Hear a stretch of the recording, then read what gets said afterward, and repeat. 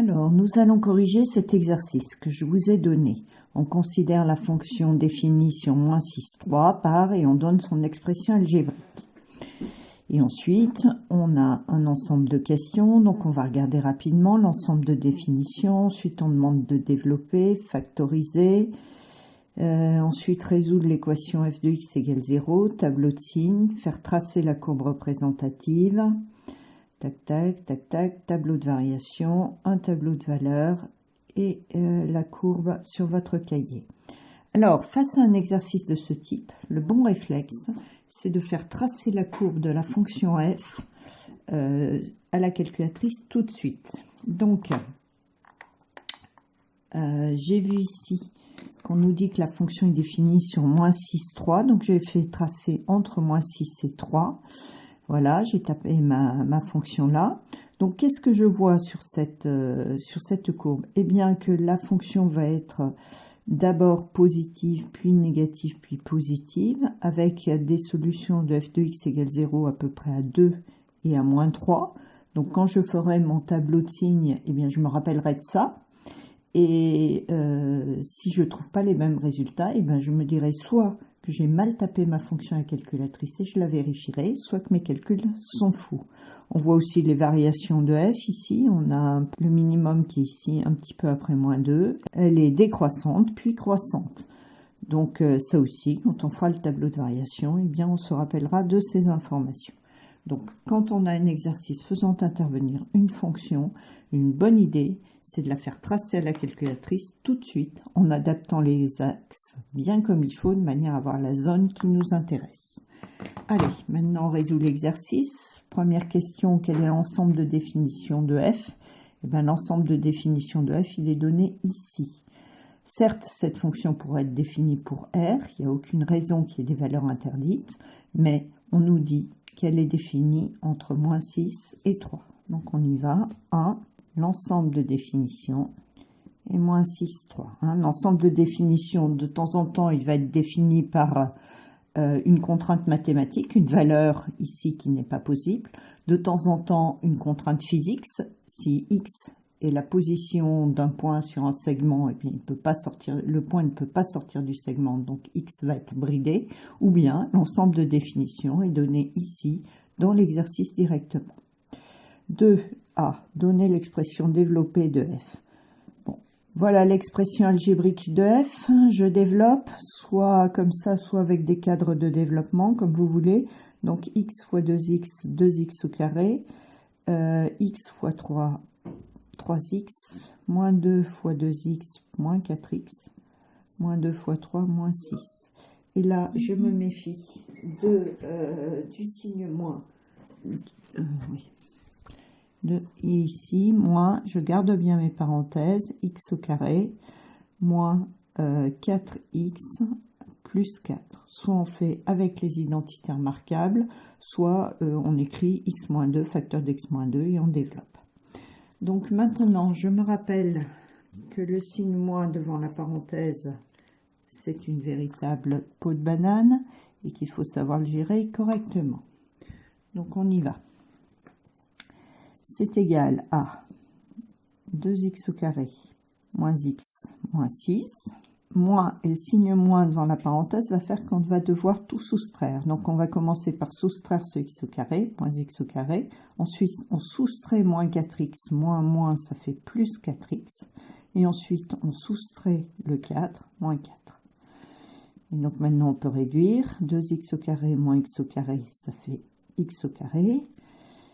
Moins x plus 4x reste 3x, plus 3x, et moins 6 moins 4, moins 10. Voilà l'expression développée de f. L'expression factorisée. Donc on reprend l'expression de f.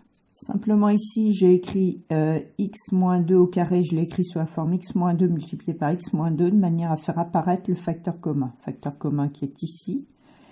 Et donc, je me rappelle que multiplier ce nombre par celui-là et multiplier celui-là par celui-là et faire la soustraction après, c'est comme si je faisais la soustraction des deux nombres avant, 2x moins 3, moins, attention parenthèse, x moins 2, celui-là, et qu'ensuite je multipliais le tout par x moins 2. Voilà. Donc, on se retrouve encore une fois, évidemment, avec la même peau de banane. Le signe moins devant la parenthèse, je dois tout soustraire, moins x, c'est moins x, moins soustraire, moins 2, c'est comme ajouter 2.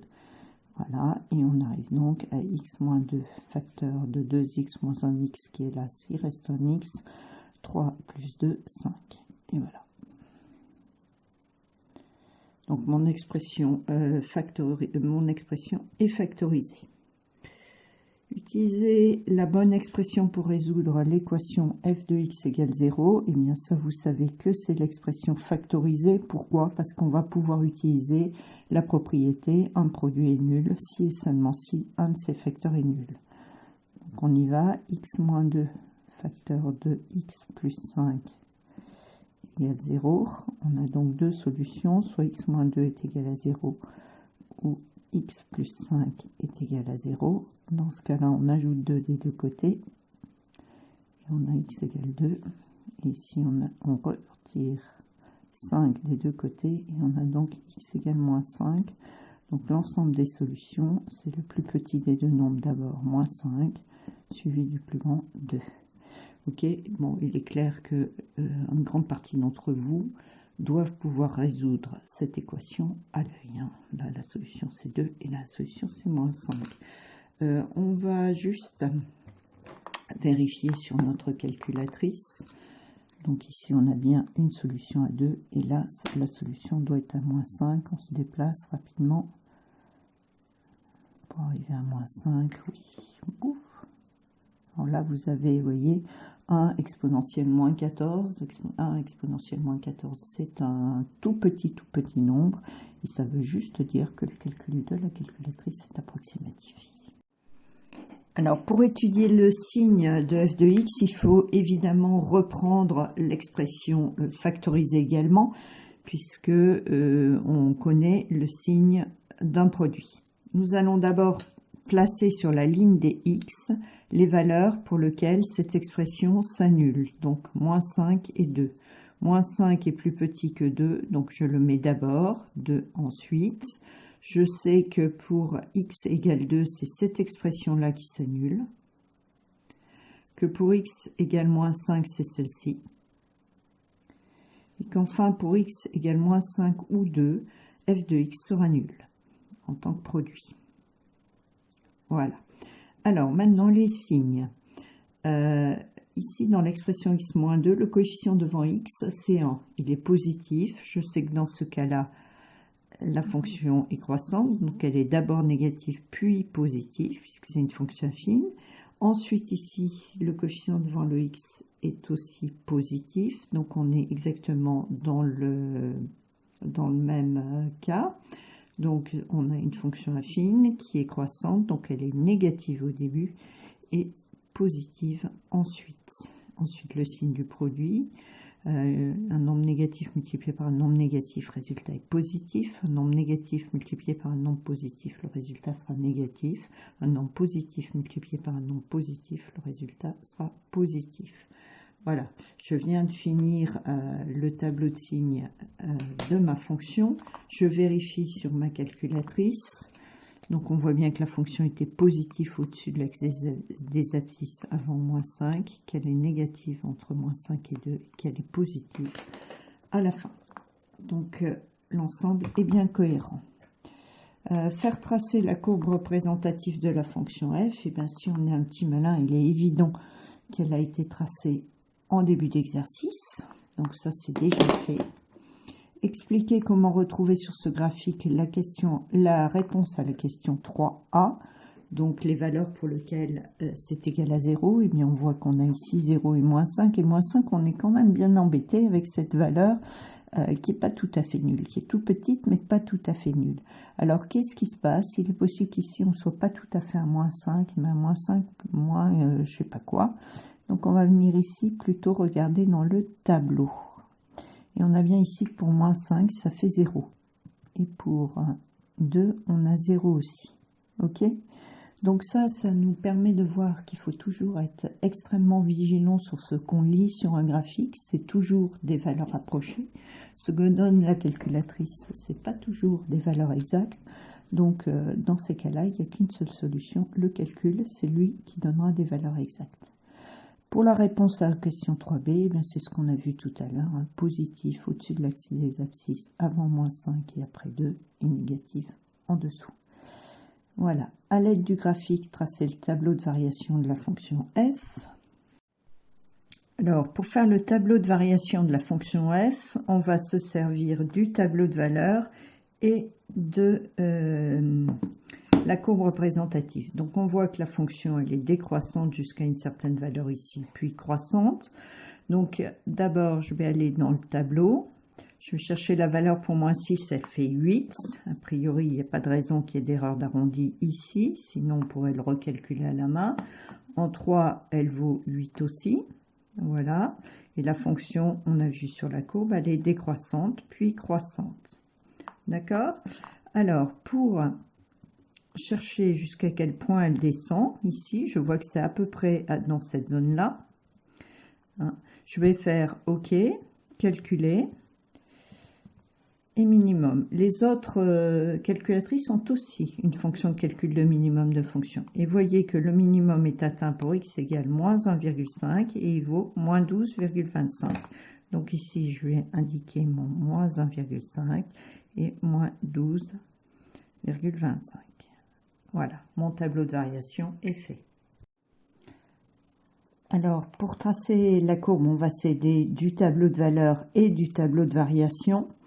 Donc, j'ai ici mis mes axes. J'ai fait attention que ma fonction, quand je regarde le tableau de valeur, eh bien, les x varient entre -6 et 3. Et en y, on va varier entre 8 et -12. Donc, il faut bien faire attention, ici, quand on trace ces axes, d'avoir la place pour placer 8 et pour placer -12 en dessous.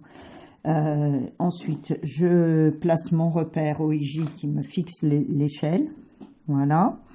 Et ensuite, je place les points que j'ai dans le tableau de valeur. Alors, on voit que dans le tableau de valeur, ici, on a pour -2, on a -12, et pour -1, on a -12. Ça peut peut-être vouloir dire que la fonction ici est constante entre -2 et -1. Eh bien, c'est faux. Alors, comment on le regarde? On revient ici dans le graphique. On voit que la fonction, elle varie. Quand la fonction varie comme ça, on a tout intérêt ici à faire ce qu'on a fait tout à l'heure. Donc, je reviens. On va aller calculer et on va demander le minimum. Voilà.